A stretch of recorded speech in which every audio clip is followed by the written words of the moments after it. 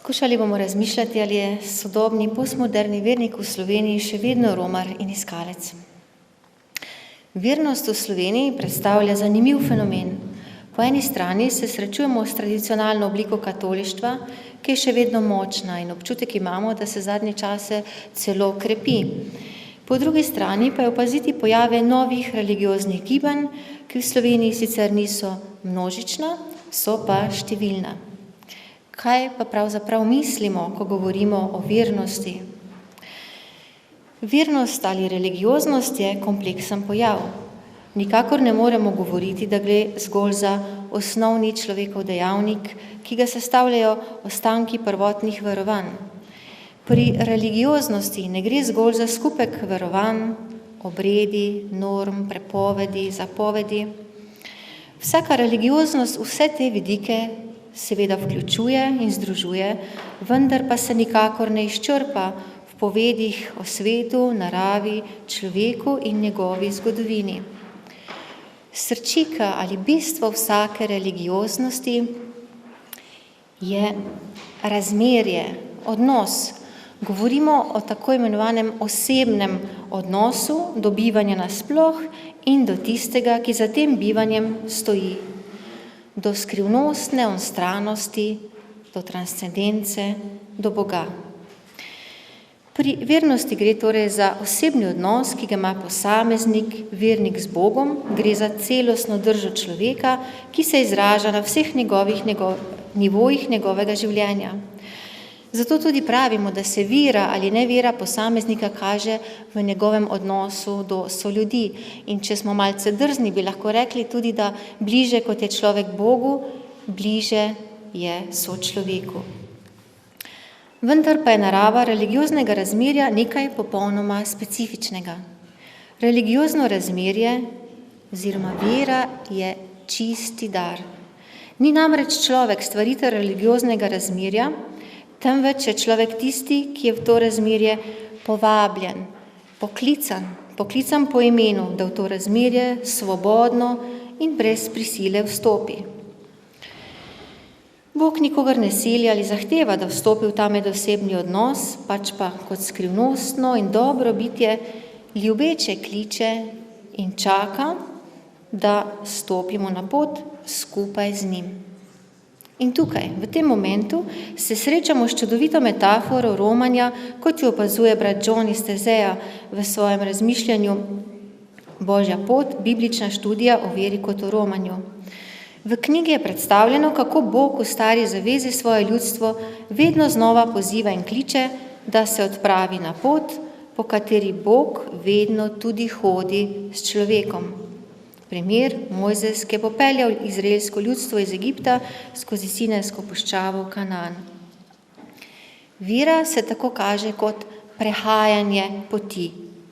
Človek je namreč vedno znova poklican, da se razgleduje po novih obzorjih, da se odpravi za Božjim klicem in je tako rekoč stalno na poti. Na tej poti je človek kot romar v veri, pri čemer pa vera nujno vključuje tudi upanje in ljubezen. In ta dimenzija bibličnega romanja odseva tudi v prvih romanjih vernikov, ko so romali na svete kraje ali k svetinjam svetnikov. Romanje je tako prvotno pomenilo najprej asketsko vajo, prelom s svetom in vsakodnevnim načinom življenja ter odhod iz domačega kraja. Kakšen pa je profil vernika danes? Je še romar in iskalec. Katere so tiste najvidnejše značilnosti postmodernega vernika, ki se po stoletju revolucij, ideologij in velikih pripovedi, po stoletju rušenja starih vrednot in po stoletju, ki je razglasilo Boga za mrtvega in oznanilo konec zgodovine in umetnosti, znašel pred zarjo novega, neznanega, negotovega. Vse to naj bi bile namreč nekatere značilnosti časa oziroma obdobja, ki ga sodobni sociologi in filozofi poimenujejo obdobje postmodernizma. To je doba, ki jo zaznamuje nedoločenost, nejasnost, fluidnost, odmik od starega in hkrati vrzel v ponudbi novega. Gre za obdobje izgube občutka za zgodovinsko kontinuiteto, za obdobje individualnih vrednot in za obdobje pomanjkanja občutka pripadnosti skupnosti. Zdi se, kakor da živimo v družbi pluralizma in relativizma, ko ima lahko vsak svoje vrednote in se zdi, da je dovoljeno in dopustno vse, kar služi posameznikovemu samoizražanju in samouresničevanju. Toda ali je sedanjost res samo tako siva, kot nam jo skušajo pogostokrat prikazati sociologi in tudi nekateri filozofi? Slovenski pisatelj Drago Jančar vidi tudi drugi, bolj pozitiven obraz velikega obdobja napovedi o velikih koncih in ostaja optimističen. Citiram: Morda bo postmoderni čas, ko bo preživel sedanji blodnjak postkomunizma, prinesel neokonzervatizem, morda tudi zmagoslavje novega liberalizma, a zanesljivo ne dobesedno obnovo nečesa, kar je že bilo. To bo čas, v katerem bomo morali živeti z izkušnjo modernega 20. stoletja. Stoletja, v katerem Bog ni umrl, čeprav je bilo nebo pogosto videti prazno. Stoletja, v katerem ni bilo konca umetnosti, čeprav si ga je sama predpisovala. In stoletja, ki ni prinesel konca zgodovine, čeprav ga nekateri milenaristi razločno vidijo. Te spodbudne in optimistične besede našega pisatelja kaže na to, da vendarle sedanjost ni tako enoplastna, tako apokaliptična. In nakazuje, da je novo obdobje nova velika priložnost, da se človek poda na pot iskanja samega sebe in vzpostavljanja novih odnosov z bližnjimi in z Bogom. Kakšen je torej sodobni vernik, ki se vedno bolj zaveda, da sreča ni v kopičenju dobička, temveč v podeljevanju, v razdeljevanju, v solidarnosti, v skrbi za sočloveka, kar je izpričeval in predvsem živel sveti Martin. Sodobni postmoderni subjekt se vedno bolj zaveda, da človekova sreča ni v visokem standardu, niti v razumsko jasnem in povsem obvladljivem spoznanju sveta, temveč, kot pravi pater Marko Rupnik, človek potrebuje tudi mistično, a logično uteho. Kakor so pokazale evropske raziskave, ki jih je v Sloveniji vodil teolog profesor dr. Vinko Potočnik, najprej ugotavljamo, da se je tudi vernost tradicionalnega vernika v veliki meri spremenila. Slovenski vernik postaja vedno bolj osebno veren, več bere svetopismo, več meditira, premišljuje. Mladi pa svojo vernost doživljajo predvsem na estetski način, ko izjavljajo, da jim je pri upravljanju verskih obredov, molitev in pri prakticiranju zakramentov predvsem lepo. Lahko bi rekli, da je s to osebno vernostjo stopila v ospredje iskateljska narava človeka.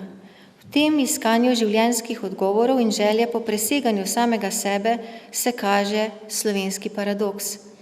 Na eni strani je to iskanje in ob pojavu večje individualnosti, ki poudarja avtonomnost posameznega subjekta, na drugi strani pa se kaže tudi želja, da se iščoči vernik povezuje z drugimi, se pravi, da začne tvoriti neko minimalno občestvenost. V tej občestvenosti se posameznik ne izgubi, prav tako pa se ohranja dinamika skupnosti, ki daje občutje varnosti in sprejetosti. Ta želja združiti osebno iščočo pot z vzajemno delitvijo z drugimi se kaže v romanju manjših skupin. Tako v porastu niso množična kolektivna romanja, hkrati pa tudi ne individualna, vendar pa je vse več romanj, ko so si ljudje blizu in si delijo bolečine in upe, iskanja in spoznanja.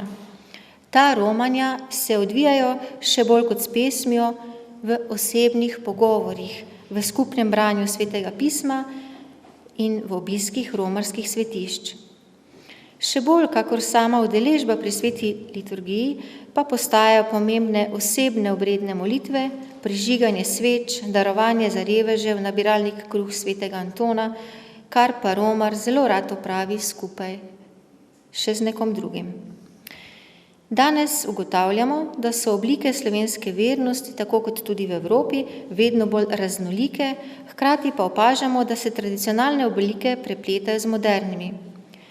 Zato pri romanju tradicionalna oblika vernosti ne bo izginila, pridobivala pa bo, kot kaže današnja težnja, vedno več poudarka na osebni veri, spreobrnitvi, najdenju prijateljske bližine drugega človeka. Še bolj, kakor vzajemna delitev materialnih dobrin, se uveljavlja medsebojna delitev besede, spoznanj, bolečine, upov. Postmoderni vernik bo ostal romar in iskatelj, vendar hkrati tudi vernik srečevanj in pogovorov, se pravi vzajemne delitve, katere simbol je sveti Martin. Tako se tudi individualnost sodobnega človeka ne kaže več kot sebičnost, pač pa osebna angažiranost. Gre za osebna spoznanja posameznika, za poosebljenje vere. Ko govorimo o romanjih in iskalcih, moramo omeniti še en izsledek socioloških raziskav dr. Potočnika, ko ugotavlja, da je tako slovenski kot tudi evropski vernik vedno manj krščansko veren. Kaj bi naj to pomenilo? Govorimo o tako imenovani izbirni vernosti. Verskih vrednot oziroma verskih resnic ne sprejema več celostno, temveč zgolj selektivno. Raziskave kažejo, da na primer vernik, ki se deklarira za rimokatolika, razglašenih resnic krščanske vere, se pravi dogm, ne sprejema več v celoti. Z nekaterimi soglaša popolnoma, z drugimi deloma, z nekaterimi se absolutno ne strinja. Na primer, nekateri verjamejo v Kristusa, ne verjamejo pa v cerkev. Drugi verjamejo v Boga, ne verjamejo pa več v posmrtno življenje. In še bi lahko naštevali podobne primere. Nekateri sociologi govorijo kar o cerkvenem ateizmu, ki je med verniki zelo razširjen.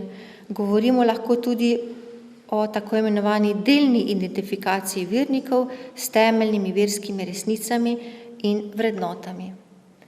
Takšno selektivno obravnavanje pa je racionalistično obravnavanje vernosti, ki ne razkriva bistva same vernosti.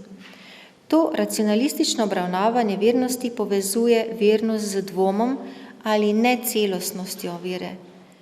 Danes pa je tudi teologija prišla do spoznanja, da verske resnice ostajajo skrivnosti, ki jih vedno mer iščemo, tako kot je dejal sveti Avguštin, Boga iščemo, da ga najdemo in ga najdemo, da ga vedno znova iščemo. Zato danes iskanje ne pomeni dvoma ali slabost vere, pač pa je iskanje skrivnosti bistvo prave vere. Potrditev te naše teze je dejstvo, da iskanje in romanje, kot ga prakticiramo v Evropi, zmanjšuje nagnjenost k fundamentalizmom, ko ima nekdo v posesti resnico samega Boga in ker on sam dominira tej resnici, je tudi do ostalih verstev pogostokrat dominanten ali celo nasilen. Poleg tega to iskanje in romanje zmanjšuje človekovo nagnjenost k magičnosti, ki pomeni obvladovanje in posedovanje nadzemeljskih sil. Res pa je, da so danes iskanja tudi romanja, ki niso ne samo krajevna, ampak idejna. Srečamo pa se lahko celo s fenomenom, da k svetemu Jakobu romajo tudi muslimani. Tega v Sloveniji sicer še nismo zasledili, v perspektivi pa morda lahko tudi upamo in pričakujemo. Naš postmoderni vernik povezuje tradicijo in moderno dobo, zato bi lahko rekli, da so elementi sodobnega romanja navzoči že v tradicionalnih romanjih. Ljudje so nekoč romali iz svojih eksistencialnih stisk, ki so bile vedno osebne. Romali so tudi, ko so bili pred velikimi življenjskimi odločitvami, kar je bilo vedno osebno dejanje. Na romanjih so se združevali in tu se kaže občestveni vidik romanja. Pridružiti pa se moramo zgodovinarjem, ki opozarjajo na občestvenost romanj, namreč usoda posameznika se je velikokrat pokrivala s tragedijo njegovega ljudstva, s kugo, lakoto, vojsko. Ta občestveni ali kolektivni vidik tudi v modernem sodobnem romanju obstaja, vendar prevladujejo osebni individualni nagibi. Rekli pa smo, da te individualne težnje zopet niso absolutne, ampak se odpirajo v dialoška razmerja. Zato ni slučaj, da se na teh romanjih dogodijo prijateljstva in osebne vezi, ki lahko trajajo skozi celo življenje. V tej vzajemni delitvi ljudje iščejo tudi stika z domačim prebivalstvom, z njihovo kulturo, tradicijo, tudi kulinariko, načinom življenja. To je hkrati romanje k drugi kulturi, drugim vrednotam. Zato tem romanjem ne zadoščajo udobni hoteli in vodstvo, pač pa so romarji v iskanju dobrih odnosov in stikov s kulturo pripravljeni sprejeti tudi kakšno presenečenje ali kakšne neljube dogodke. Če uporabimo biblijsko metaforo romanja, se lahko vprašamo, zakaj tudi danes romanja še vedno živijo, ali če si vprašanje postavimo teološko, zakaj Bog kliče na pot, zakaj pravzaprav vabi na romanje. V tem klicu ali povabilu na pot je skrito veliko globje sporočilo. Ne gre zgolj za dolžnost obiska svetih krajev in odhod od doma, pač pa se v tem klicu skriva nekaj več. Človek mora namreč vedno biti pripravljen, da odide, da pusti vse za seboj in se popolnoma preda odnosu, v katerega je povabljen. Človek je po svojem bistvu vedno iskalec in romar. Biti romar pomeni biti pogumen in se podati na pot. Romanje pomeni tudi oditi iz svojih miselnih okov in se odmakniti od vsega ustaljenega in vsakodnevnega, utečenega, tudi rutinskega. Vera oziroma religiozni odnos pa nikoli ne more biti zgolj rutina, pač pa zahteva celega človeka. Zato se je potrebno podati na pot, da izstopimo iz morebitne rutine, v katero nas je pahnilo vsakodnevno življenje. Podati na pot pa se je potrebno tudi, da ugotovimo, kje pravzaprav smo, kje smo doma, kje je naš izvor in kje je naš cilj. Podati na pot se je potrebno, da ugotovimo, koliko odvečnih bremen nosimo s seboj skozi življenje in da jih je potrebno zgolj odvreči, da bi lahko lahkotneje in bolj svobodno stopali po poti. Podati na pot se je potrebno, da začutimo, kako blizu nam je Bog, kako nas ima rad in tudi, da ugotovimo, kako radi imamo tiste, ki smo jih zaradi te poti pustili za nekaj časa doma. Zanimiv fenomen romanja je v predrugačenju naše podobe, tako zunanje in notranje. Po vrnitvi iz takšne Božje poti nismo nikoli več isti. Pot nas je spremenila, osvežila in postavila vse stvari na pravo mesto, vse v odnosu do Boga, do tistega, ki nas je na pot poklical. In na romanju pridajo do izraza tiste vrednote, ki so bistvena sestavina harmoničnega sobivanja s svojimi najbližjimi in pa tudi bistvena sestavina skupne prihodnosti naroda. To so vrednote sočutja, pravičnosti, usmiljenja ter nesebičnega razdajanja drugim. In še nekaj misli za zaključek. Sveti Martin oživlja vse te vrednote in tako obnavlja civilizacijski model Evrope, ki je vzajemna delitev. Ta model se sedanjosti razkriva kot temelj, ki bo pomagal ustvariti novo vzajemno politiko, gospodarstvo, morda tudi finance.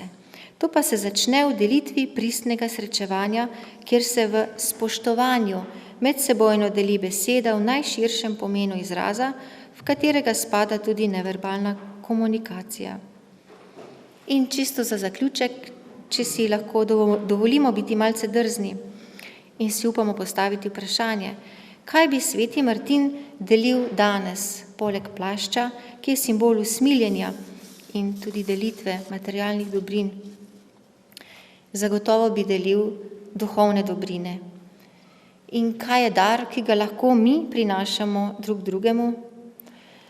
Največji dar, ki ga lahko podeljujemo, je iskrenost, odprtost in blagohotnost, z eno besedo bi lahko rekli ljubezen.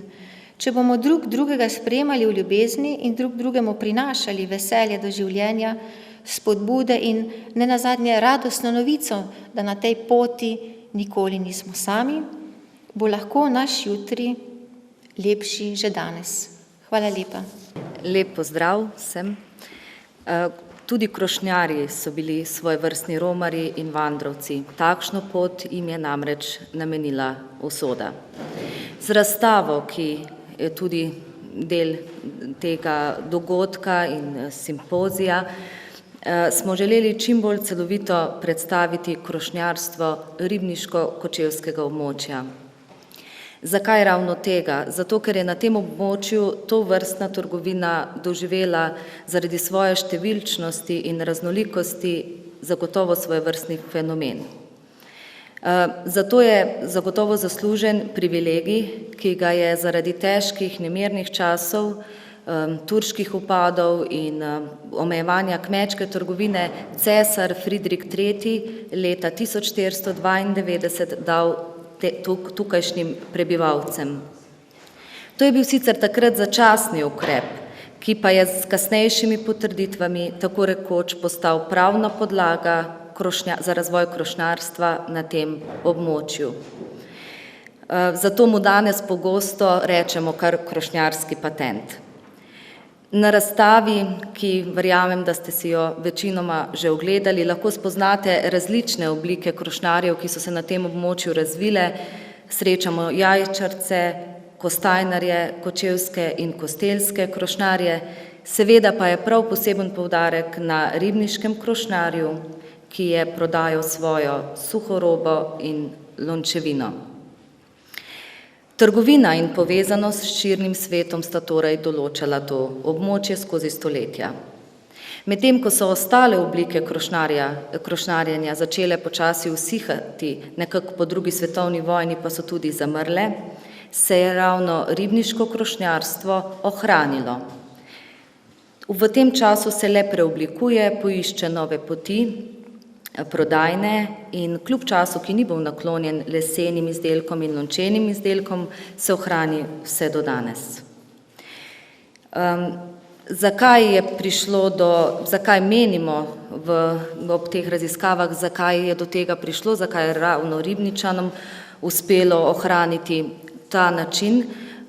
Zaradi tega, ker menimo, da zaradi tega, ker je Ribničan prodajal predvsem svojo robo, izdelke, ki jih je sam izdelal in je zaradi tega ni ogrožal novo nastajajočih trgovin konec 19. in 20. stoletja z mešanim in galanterinskim blagom in je v bistvu ohranil to trgovino tako rekoč vse do danes. In to je zagotovo posebnost, saj se je v bistvu srednjeveška oblika trgovine v svojem bistvu ohranila preko 500 let, torej še danes jo srečamo v 21. stoletju v ribniškem krošnjarju. Spremenil se je samo način. Nekoč se je Ribničan na pot podajal peš, s konjem, z vozom, kasneje s kolesom, motorjem, avtomobilom, danes s kombijem ali pa tovornjakom. Še vedno pa jih srečamo na sejmih ali na poti od hiše do hiše. Res, da so šli krošnjarji po svetu prodajati svojo robo v želji po zaslužku, v želji, da bi omogočili boljše življenje svojim družinam in sebi, a vendarle v širnem svetu se veliko vidi, se veliko izve, zato so domov prihajali bogatejši novih spoznanj in vedenj, kar so vnašali v svoj vsakdan tako v materialnem smislu, gospodarskem razvoju, kot tudi v duhovnem pogledu. Svoje vedenje pa so seveda tudi delili na svojih poteh z ljudmi, ki so jih srečevali. Včasih, ko so informacije krožile veliko počasneje, so pogosto prav krošnjarji prinesli pomembno informacijo sveta do ljudi. Znano je tudi, da so ribniški lončarji v 18. stoletju Dolence naučili saditi krompir, se pravi, je bila njihova vloga tudi v izobraževanju. Časopis, v katerem je to zapisano iz leta 1884, piše, da so gospodinjam, ki so od njih kaj kupile, potem dali tudi krompir za seme in jih tudi podučili, kako se to uporablja. Ob tem, kar sem zdaj povedala, mislim, da lahko zaključimo, da njihovo uspešnost prodaje, ki je opevana in znana, ne moremo pripisati samo dobremu smislu za posel, ampak tudi pomembnima lastnostima, inteligenci srca in sposobnosti vzajemne delitve. Razstava, ki je na ogled v Pokrajinskem muzeju, je za svojo predstavitev leta 2013 prejela Stanovsko-Murkovo priznanje. Poleg obsežnega kataloga, ki je žal na voljo samo še v elektronski obliki, Na spletu jo sestavljajo tudi multimedijske vsebine, kjer lahko obiskovalec še na poseben način se sreča s krošnjarjenjem. Naj bo dovolj. Za konec mi dovolite, da se zahvalim kolegom v Pokrajinskem muzeju še enkrat za izkazano gostoljubje, dr. Kovaču za možnost predstavitve našega projekta in za čas, ki ste mi ga namenili, in seveda vam vsem za pozornost.